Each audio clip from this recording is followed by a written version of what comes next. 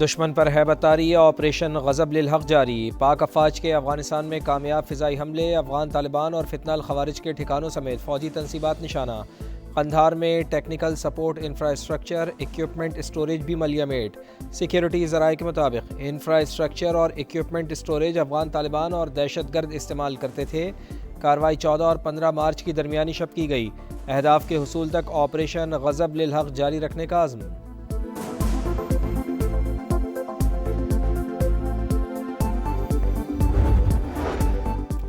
پاکستان کی افغانستان میں دہشت گردوں کے ٹھکانوں پر کارروائیاں جائز، بھارتی وزارت خارجہ کے ریمارکس مضحکہ خیز اور بلا جواز قرار۔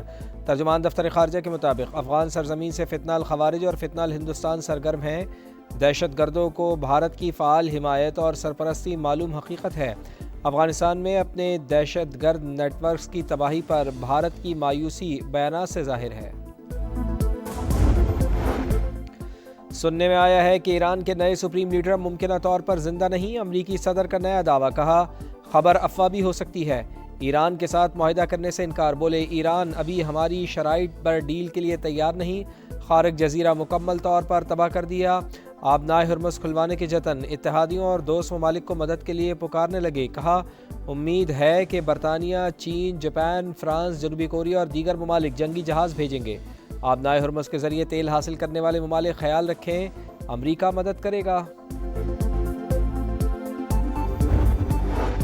امریکی صدر کی ایرانی آئل تنصیبات پر مزید حملوں کی دھمکی، عالمی مارکیٹ میں خام تیل کی قیمتیں پھر بے قابو، برطانوی خام تیل کی قیمت $103 فی بیرل سے تجاوز، امریکی خام تیل کی قیمت $98.71 فی بیرل ہو گئی۔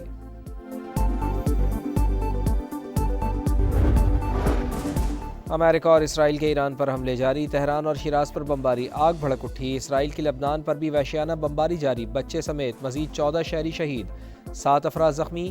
ایران کا جوابی وار، UAE میں الزفرہ، فجیرہ، جفیر میں امریکی اڈوں پر حملے، عراق میں اربیل آئل ریفائنری پر ڈرون حملہ، امریکہ کی شہریوں کو عراق چھوڑنے کی ہدایت، کویت کا انٹرنیشنل ایئرپورٹ بھی حملوں کی زد میں۔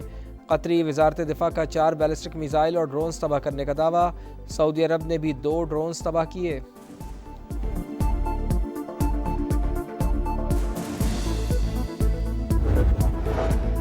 امریکہ نے UAE بیس سے ایران پر کروز میزائل داغے، ایران کا الزام، وزیر خارجہ عباس عراقچی کے مطابق خارق جزیرے پر میزائل دبئی کے قریب سے فائر کیے گئے۔ ایران کے اقدامات صرف دفاعی ہیں، متحدہ عرب امارات کی تردید۔ صدارتی مشیر نے واضح کیا کہ امارات خطے میں کشیدگی کم کرنے اور پرامن حل کا خواہاں ہے۔ UAE غلط معلومات پھیلانے پر 25 افراد کو حراست میں لے لیا، 2 پاکستانی، 17 بھارتی شامل۔ ایران کے مسلسل میزائل اور ڈرون حملوں کے باعث اسرائیل کا دفاعی نظام جواب دینے لگا۔ خبرساں ایجنسی کے مطابق اسرائیل کو میزائل انٹرسیپٹر کی قلت کا سامنا ہے۔ اسرائیل نے امریکہ کو صورتحال سے آگاہ کر دیا۔ برطانیہ کی جانب سے ہزاروں کی تعداد میں میزائل انٹرسیپٹر ڈرونز مشرق وسطیٰ بھیجنے کی تیاری۔ خبرساں ایجنسی کے مطابق برطانوی وزیر اعظم نے اتحادیوں کی درخواست پر غور کرنا شروع کر دیا۔ عالمی امن کے دعوے داروں نے اسکولوں اور اسپتالوں کو نشانہ بنایا، ایرانی صدر نے فوٹیج جاری کر دی، کہا عالمی امن کے دعوے داروں نے اسٹیڈیمز اور ثقافتی مقامات پر حملے کیے۔ تہران میں ایران کے دفاعی کونسل کے سیکرٹری اور مرحوم سپریم لیڈر کے فوجی مشیر علی شمخانی کی نماز جنازہ ادا، بڑی تعداد میں شہریوں اور حکام کی شرکت۔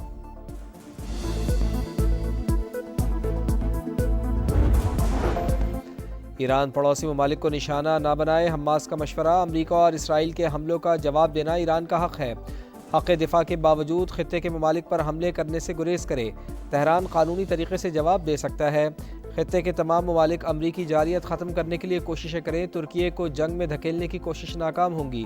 صدر رجب طیب ایردوان کا دو ٹوک بیان، کہا تنازع کے خاتمے کے لیے سفارتی کوششیں کر رہے ہیں۔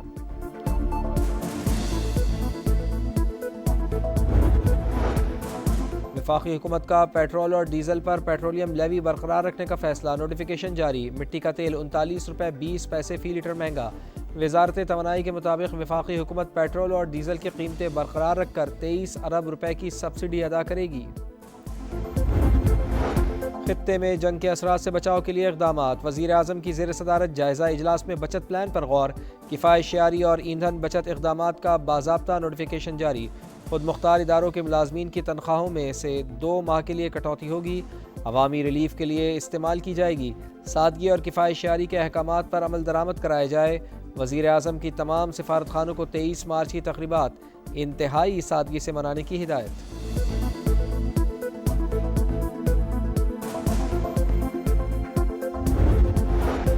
مشرق وسطی کی صورتحال، پاکستان کو ٹرانس شپمنٹ کارگو ہب بنانے کی تیاری، انٹرنیشنل بحری جہازوں کو کراچی بندرگاہ کے باہر سامان پارک کرنے کی اجازت دینے کا فیصلہ۔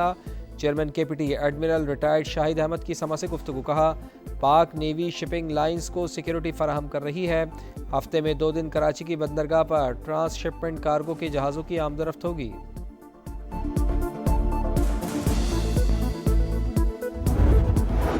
صدر آصف علی زرداری سے ڈاکٹر خالد مقبول صدیقی کی ملاقات، وفاقی وزیر داخلہ بھی موجود۔ پیپلز پارٹی قیادت کا صدر مملکت کے خلاف بیانات پر شدید اظہار ناراضی، اس وقت محاذ آرائی نہیں، سیاسی استحکام کی ضرورت ہے۔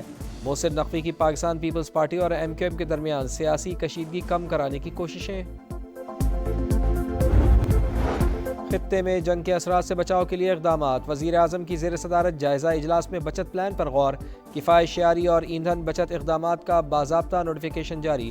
خود مختار اداروں کے ملازمین کی تنخواہوں میں سے 2 ماہ کے لیے کٹوتی ہوگی، عوامی ریلیف کے لیے استعمال کی جائے گی، سادگی اور کفایت شعاری کے احکامات پر عمل درآمد کرائے جائے۔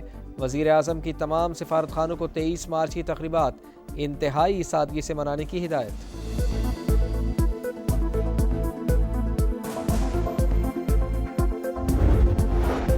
مشرق وسطی کی صورتحال، پاکستان کو ٹرانس شپمنٹ کارگو ہب بنانے کی تیاری، انٹرنیشنل بحری جہازوں کو کراچی بندرگاہ کے باہر سامان پارک کرنے کی اجازت دینے کا فیصلہ۔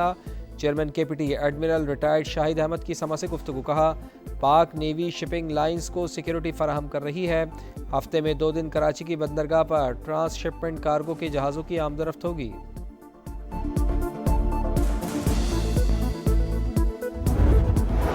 صدر آصف علی زرداری سے ڈاکٹر خالد مقبول صدیقی کی ملاقات، وفاقی وزیر داخلہ بھی موجود۔ پیپلز پارٹی قیادت کا صدر مملکت کے خلاف بیانات پر شدید اظہار ناراضی، اس وقت محاذ آرائی نہیں، سیاسی استحکام کی ضرورت ہے۔ محسن نقوی کی پاکستان پیپلز پارٹی اور ایم کیو ایم کے درمیان سیاسی کشیدگی کم کرانے کی کوششیں۔ کراچی میں منگوپی میں 2 آئل ٹینکر کے تصادم میں ایک ٹینکر راہگیروں پر چڑھ گیا، حادثے میں 2 افراد جان سے گئے۔ پولیس کے مطابق فرار ڈرائیور کی تلاش جاری ہے۔ لاہور کے مختلف علاقوں میں بارش، موسم خوشگوار، model town, Gulberg, garden town, Johar town اور لنک روڈ کے اطراف بادل برسے۔ اسلاموفوبیا کے تدارک کا آج عالمی دن، پاکستان سمیت مسلم امہ سنگین مسئلے کو عالمی سطح پر اجاگر کرنے کے لیے کوشاں۔ اسلام کو انتہا پسند خیالات سے منسوب کرنا لاعلمی ہے، صدر مملکت اور وزیر اعظم کے پیغامات، مذہبی تنوع کے احترام اور رواداری کی ضرورت پر زور۔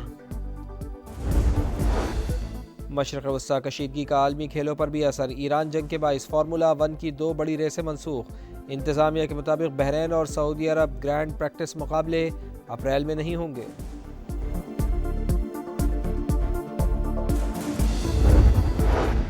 اور سیریز جیتنے کا مشن، پاکستان اور بنگلہ دیش کے درمیان تیسرا اور فیصلہ کن ون ڈے آج ہوگا، دونوں ٹیمیں دوپہر 1:15 بجے ڈھاکہ میں ٹکرائیں گی۔ شاہین میچ جیت کر سیریز جیتنے کے لیے پرعزم، دوسرے ون ڈے میں رن آؤٹ ہونے پر غصے میں سامان پھینکنے اور مہدی حسن میراز کو نامناسب اشارہ کرنے پر سلمان علی آغا کے خلاف آئی سی سی کا ایکشن، 1 ڈی میرٹ پوائنٹ دے دیا۔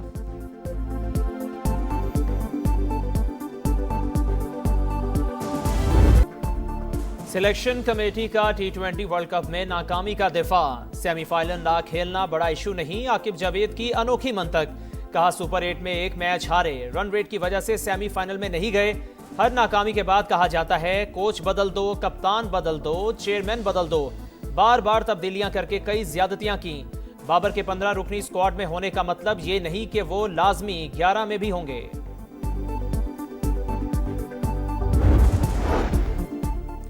اور لندن کے تاریخی ومبلڈن فٹ بال اسٹیڈیم کی 135 سال کی تاریخ میں پہلی بار افطار کا اہتمام، مختلف رنگ و نسل و مذاہب سے تعلق رکھنے والے افراد کی شرکت، اسٹیڈیم میں اذان دی گئی، شرکاء نے اپنی نشستوں پر روزہ افطار کیا۔